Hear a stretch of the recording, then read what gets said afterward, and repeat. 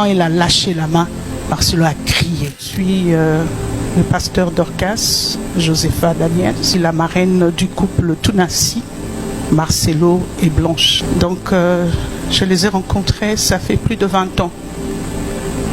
Et c'est comme si c'était hier. Et j'ai l'impression qu'il y a quelque chose qui m'a été arraché parce que notre regrettée Maman Blanche, j'ai parlé avec elle avant de prendre son avion pour la Turquie. C'est ma filleule, mais c'était une amie, c'était comme ma fille et c'était la grande sœur de mes enfants. Et j'étais la grand-mère de ses enfants. Je les ai portés un à un, je les ai portés à la maternité, je les ai amenés à l'école. Blanche, excusez-moi de l'appeler comme ça, parce que c'est cette façon que je suis proche d'elle. Je sais que c'est votre grand-mère spirituelle, mais c'est ma fille. Je l'ai rencontrée il y a, je peux dire, plus de 20 ans. Blanche a habité à côté de moi sans savoir que je la rencontrerai un jour dans d'autres circonstances. À l'époque, j'habitais à Kinshasa, à Beaumarchais. Il y avait sa cousine qui habitait à côté. Et c'était une très belle jeune fille. Et elle était belle, très belle. Une très belle femme, très timide, très réservée. Et je me rappelle encore, j'avais l'habitude, quand elle sortait avec ses cousines pour aller faire des courses, je la suivais pour lui parler de Jésus. Parce que j'avais une fondation, je m'occupais de jeunes filles, j'encadrais, je travaillais dans la lutte contre la délinquance juvénile.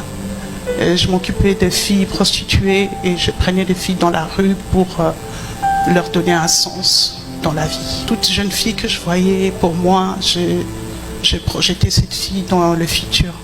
Parce qu'il y a deux filles qui sont devenues ce qu'elles sont, parce qu'il n'y a pas eu de gens qui ont eu du cœur, qui ont exprimé de l'amour pour eux, pour elles.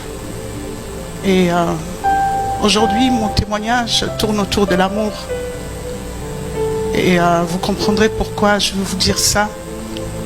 En 2005, j'étais dans mon bureau, je travaillais dans une banque, j'étais directrice. Et il y a eu un homme de Dieu qui m'a appelé, qui m'a dit « Je vais te présenter quelqu'un ». Et cette personne a eu la révélation sur toi de la part du Seigneur. Et je me rappelle, quand j'ai quitté mon bureau, je suis descendue, j'ai vu le pasteur Marcelo. Il était aussi timide, il ne parlait pas beaucoup. Je me souviens comment il était habillé jusqu'à aujourd'hui. Il m'a dit « Maman Dorcas, le Seigneur m'a parlé pour que tu puisses parrainer notre mariage. » Et elle était à la fois forte et fragile. Moi, je n'étais pas pasteur, mais lui était pasteur.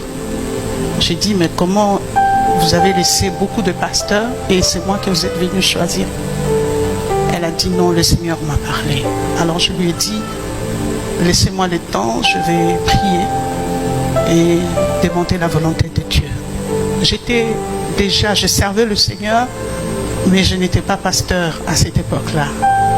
Je n'étais qu'une chrétienne engagée au service de Dieu. Et quand je suis allée prier, le Saint-Esprit m'a convaincu d'accepter.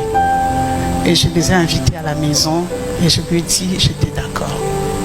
C'était un appel de fond, une manifestation du Saint-Esprit telle que les gens ont commencé à donner plein d'argent. Et 20 minutes après, je devais courir pour aller à leur mariage. Et quand je suis arrivée à leur mariage, il y avait une gloire de Dieu.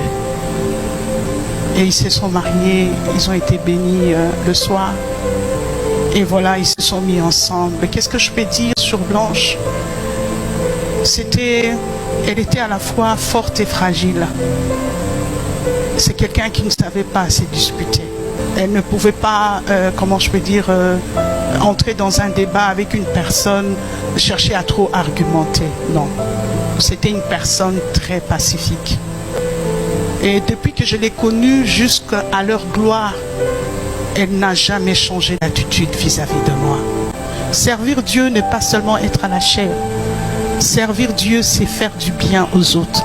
Je me souviens dans la parole de Dieu, lorsque un des docteurs de la loi, pour tenter Jésus, ils viennent poser la question à Jésus, quel est le plus grand commandement?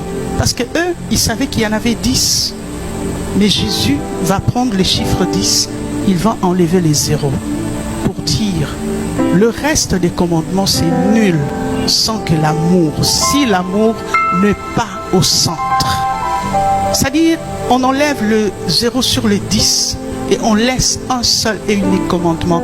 Tu aimeras Dieu de tout ton cœur et tu aimeras le prochain comme tu t'aimes toi-même. Aimer les prochains, c'est donner. Vous avez toujours entendu parler le pasteur Marcelo, il parle toujours d'une femme. Il dit, cette femme-là m'a offert un véhicule. Je suis cette femme-là. J'étais là. En ces moments-là, il y a beaucoup de serviteurs de Dieu qui se sont ligués. Ils se sont dit, comment pouvez-vous faire ça? Je le fais parce que Dieu me l'a demandé de faire. Et je continue à le faire jusqu'aujourd'hui. Je continue à le faire. Ne faites toujours pas des choses quand les gens sont au sommet. Mais vous ne savez pas quel est leur avenir. Parlons de sa mort. Elle savait qu'elle allait mourir. Elle savait. Mais sauf qu'elle ne connaissait pas les jours. Le Seigneur lui avait révélé ça en 2009. En 2009, nous étions en prière à la Compassion avant que la Compassion n'ait l'explosion qu'il y a aujourd'hui. On était en prière parce que quand ils ont déménagé vers Limité, le pasteur m'avait demandé si je peux venir aider Blanche parce qu'il fallait monter le département de femmes. Je suis venue, je travaillais avec elle. Qu'est-ce qui s'est passé un jour pendant la prière? Elle a vu une vision. Elle dormait la nuit, elle a fait un rêve. Et ce même jour, moi j'ai vu une vision. Je suis venu partager la vision avec elle. La vision était comment? C'est qu'elle s'est vue plus tard. Ils étaient en train de monter la montagne avec le pasteur Marcelo. Et quand la main de pasteur Marcelo a touché le sommet, elle était fatiguée. Elle tenait par la main et sa main gauche a glissé. Elle est restée une main attachée à Marcelo. Et Marcelo lui disait, Blanche, s'il te plaît, tiens bon, tiens bon. Elle a regardé son mari dans la vision. Elle lui a dit, non Marcelo, je dois partir, je ne peux plus continuer. Et quand il a lâché la main, Marcelo a crié. Et c'est ce qui s'est passé. C'est vrai que si nous regardons tout ce qu'elle a fait, on peut faire comme dans Actes des Apôtres chapitre 9, demander sa résurrection. Oui, Dieu peut la ressusciter. Oui, Dieu peut la ressusciter dans sa souveraineté. Si elle a encore la provision ici sur la terre, Dieu va la ressusciter. Mais si elle a épuisé sa provision, Dieu va la recueillir. Pour preuve, lorsque j'ai appris la nouvelle, j'ai pleuré comme un enfant. J'étais devenue